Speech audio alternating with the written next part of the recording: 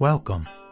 I am a lay Shin Buddhist who nevertheless maintains an interest in the broader realm of Pure Land and Mahayana Buddhist teachings. My YouTube channel is called Akala Akala, that is A-C-A-L-A, A-C-A-L-A. In these podcasts, I make a non-scholarly, humble, and sometimes bumbling attempt to explore a particular topic or question related to the wonderful Buddha Dharma. I hope you find them to be of interest. With that said, let us begin. So, I learned something important the other day when I was interacting with a friend of mine through emails, and this friend, he knows a lot more about Buddhism than I do, particularly about the Buddhist perspectives in China. And he made the point that there were actually 6 different scriptures that are revered in China that relate to the Pure Land, that relate to Amida Buddha's Pure Land. Of course, we've got the 3 Sukhavati Sutras, or Pure Land Sutras, the Meditation Sutra, the so-called Smaller Sutra, and of course the larger sutra that contains Dharmakara's vows, including the 18th vow, the Primal vow. But in addition to those 3 sutras, he indicates that the vows of Samantabhadra from the Avatamsaka Sutra are also critical, and of course I recently recited those in a podcast. And then also Fascicle 5, the section in the Shurangama Sutra regarding Mahastama Prapta, that he talks about repetition of the Buddha's name, which again has a tie into Pure Land Buddhism. And finally, there's a treatise called Upadesa on the Sutra of Amitayus Buddha. This was supposedly a treatise composed by the Indian master Vasubandhu, and it focuses on the Sutra of Amitayus Buddha. So what I thought I would do in this particular video is recite that treatise and hope that you enjoy it. Namo Amida Butsu. Upadesa on the Sutra of Amitayus Buddha, composed by the Indian master Vasubandhu, translated from Sanskrit into Chinese in the Northern Wei dynasty by the Tripitaka master Bodhi-Ruchi from India. The stanzas of wishing for rebirth. World-honored one, I single-mindedly take refuge in the Tathagata Amitayus, whose hindrance-free light shines in the 10 directions, wishing to be reborn in his land of peace and bliss. Following sutras, the appearances of true virtue, I pronounce these all-encompassing stanzas of wishing in accordance with the teachings of the Buddha Sakyamuni. I visualize the appearance of that land, which surpasses that of the path within the 3 realms of existence. It is ultimate, like the open sky, vast and boundless.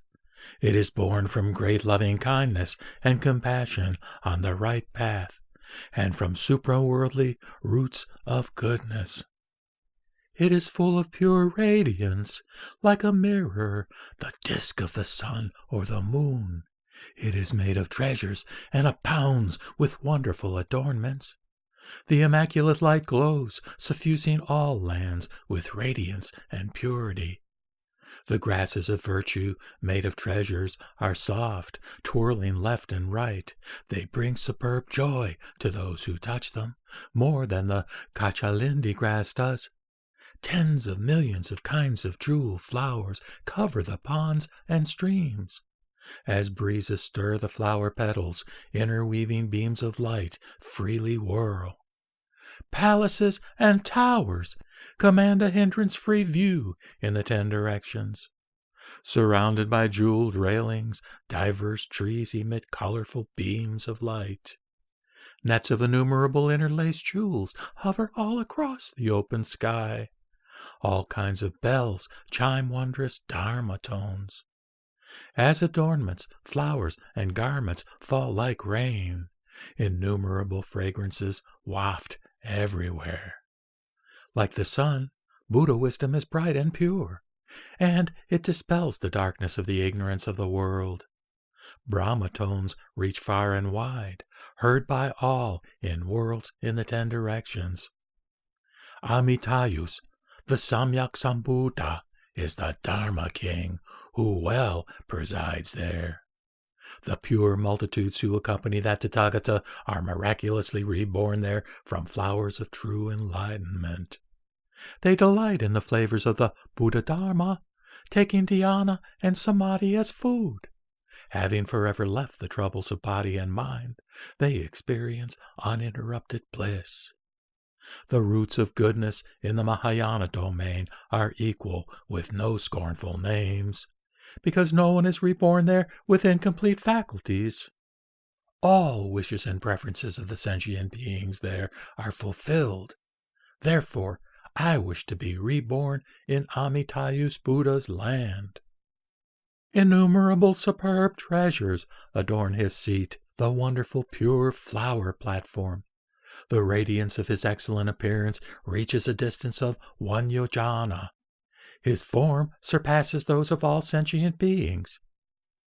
That Tathagata's wondrous sounds are Brahma tones, heard by all in worlds in the 10 directions.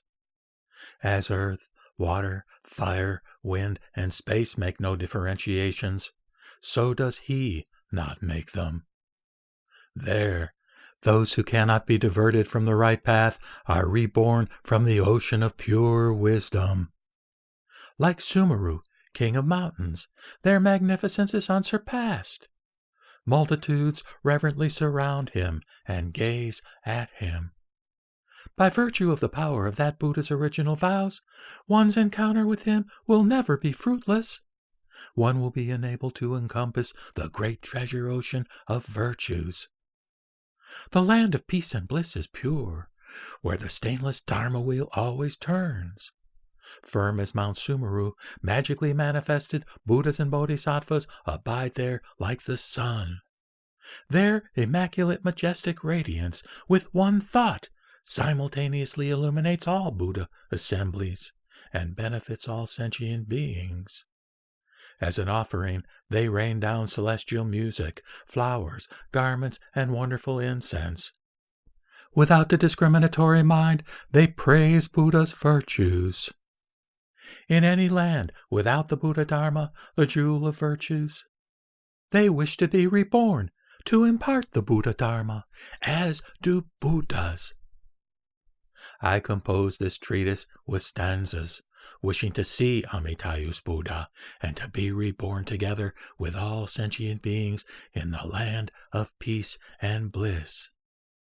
Thus, I have summarized in stanzas the words in the Sutra of Amitayus Buddha.